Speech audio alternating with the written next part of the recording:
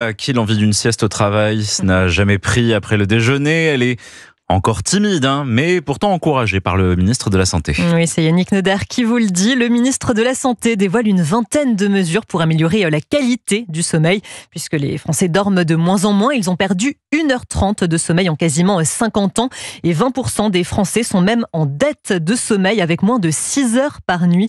Et parmi les préconisations pour améliorer la situation, faire la sieste dès que vous le pouvez, même au bureau. Nombreux sont les bienfaits, Yasmina Katou.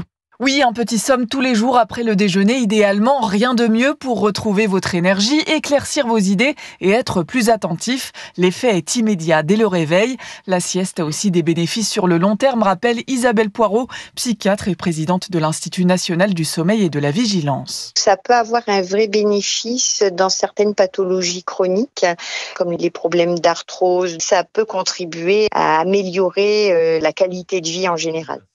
La sieste peut aussi calmer le système nerveux autonome, donc ça peut avoir un retentissement positif aussi sur la tension artérielle par exemple. Bien faire la sieste, c'est respecter une certaine durée en fonction de vos besoins. Certaines personnes ont juste besoin de s'éclaircir les idées. Et dans ce cas-là, une petite sieste flash de 5 minutes. Si on veut vraiment avoir un impact sur la vigilance, c'est 20-30 minutes. Et enfin, quand on manque vraiment de sommeil, c'est 1h30 à peu près. Veillez en revanche à faire votre petit roupillon avant 16h pour éviter de perturber le sommeil du soir. Yasmina Katou, spécialiste santé d'Europe 1.